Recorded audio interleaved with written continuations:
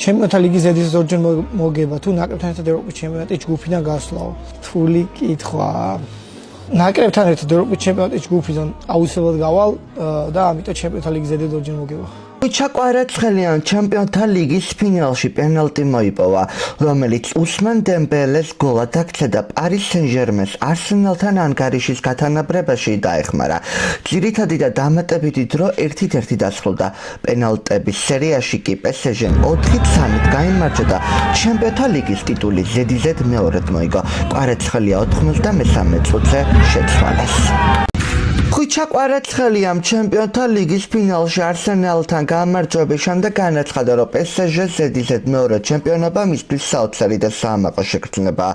ქართველმა ფეხბურთელმა აღნიშნა, რომ გუნდმა რთული სეზონი გაიარა, თუმცა ტიტული დაიმსახურა. მისი თქმით, პენალტების სერიაში გამარჯვებისთვის იღბალთან ერთად დიდი შრომაც ასაჭირო, ხოლო PSG-ს მატჩში არაერთხელ საგოლე მომენტი ჰქონდა და გამარჯვებას იმსახურებდა. ეს კი ჟურია დღეს ამის წარმოდგენაც კი არ შემიძლია. მე ჩემპიონთა ლიგის გამარჯვებული ვარ, ასე რომ ეს ნამდვილად აღთენილი ოცნება და სიტყვებით ვერ აღწერ. დღეს საოცარი ემოციები მაქვს.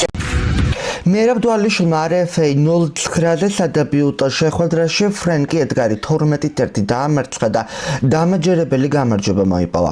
ბრძოლის შემდეგ ქართველმა მებრძოლმა UFC-ს ყოფილი ჩემპიონი ჰენრი სეხუთო გამოიწვია.